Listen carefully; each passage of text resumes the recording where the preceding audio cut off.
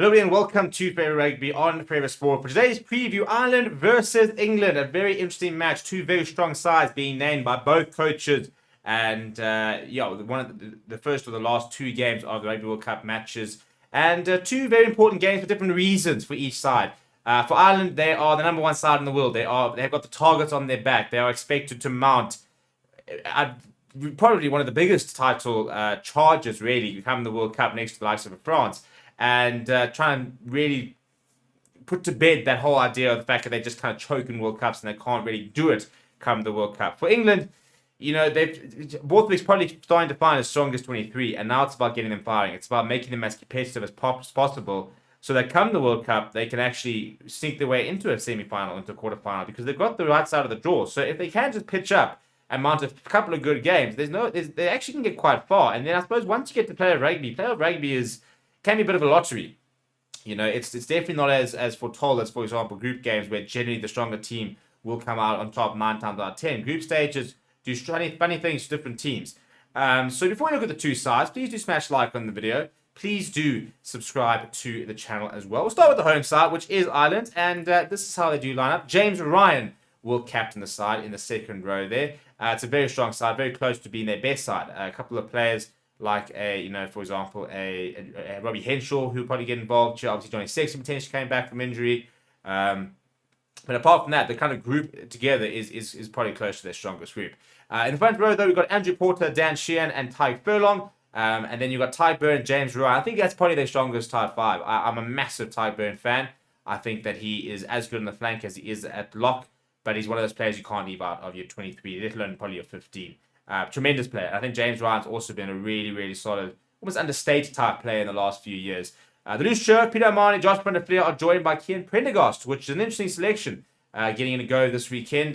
You do expect to see Caelan Doris come into the side come the World Cup. But until then, we will see the youngster, 23 years old. I'm a very big fan of him, big ball carrier, likes the physical side of the game. I think he's got 50, 60 Irish caps written all over him, to be honest. This is his third appearance this weekend, but I think he'll go on to have a really good Irish career. Jamison Gibson Park will partner Ross Byrne, who I suppose right now, in terms of availability, is the number one choice. We do expect Johnny Sexton to replace him, and then he'll probably be his understudy come the World Cup. But I'll tell you what, Jack Crowley's been playing some good rugby lately as well, so interesting to see how he goes. The two wings, James Lowe, Mac Hansen, and then the centres, Bundy Aki next to Gary Ringrose. As I said, Robbie Henshaw will be involved, I'm sure. And lots of options there that they do have. No Stuart McCloskey, for example, in the 23 this weekend. And Hugo Keenan at fullback. What a player he is, and amazing to see how quickly he's gotten into Test rugby and become such a mainstay.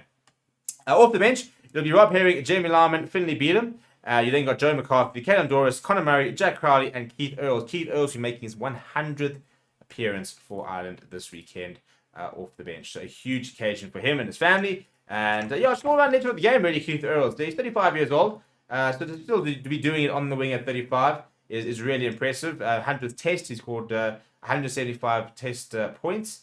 Made his debut back in 2008, 15 years after, when he was a young 20-year-old. He will be playing, making his 100th appearance off the bench. Still very much in the Ireland mix, though. Right, then for England, no Owen Farrell. He is available, technically speaking. However, given the fact that all the disciplinary issues surrounding him, Steve Borthwick decided not to pick him. As a result, George Ford will steer the ship, and I think that England are a much better side when he does. So I think it's a very good choice. So in the front row, Ellis Genge will start next to Jamie George and Will Stewart. He comes in for Joe Marler. Murray Toja has a new lock partner in David Ribbons, the Toulon lock, who's making his 6th appearance for England. Courtney Laws, the understated but brilliant Courtney Laws, is the captain. And I think that he's England's best player. And I think that if he plays well, I think he's got a really big opportunity now to galvanise this English side to really sort of start filling up their potential. Ben Earl had an absolute stormer last weekend, and Billy Vanapola was a little bit slow or a little bit quiet maybe last weekend. I'd like to see a bit more from him.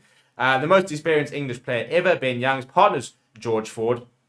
Two wings are Elliot Daly and Anthony Watson. Once again, Joe Marchant's got a new centre partner as Moni Tuolagi returns to the side. Freddie Stewart continues in the full-back role. Off the bench, it will be Theo Dan, Joe Marler, Carl Sinclair in the front row. Ollie Chess and Jack Willis will deputise for the rest of the scrum. Danny Kerr, Marcus Smith and Ollie Lawrence are your backline replacements.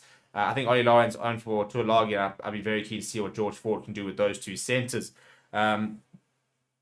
before then Marcus Smith gets to go. So it's two strong sides. And as I said, two different reasons that both teams need to perform well. But also, you're now getting to the stage where I think probably the most important thing, probably for both sides actually, is to just get through this game unscathed. And to not lose too many more players for injury. I mean, England have already lost Jack van Poortvliet for the World Cup. Last week we saw that France losing Intermac, Cyril Baille as well, ruled out for a while. Should still play in the World Cup, but will only probably be making his entrance towards the mid stages or the group stages. So that's probably kind of the biggest thing in this weekend, is to kind of get that clean bill of health, but also to let players and combinations start growing and find sort of build that momentum going into the World Cup. Let me know what your score predictions are down in the comments below. Please do smash a like on the video. Please do subscribe to the channel as well. Thank you very much for watching. My name is Stephen. I'll chat to you soon.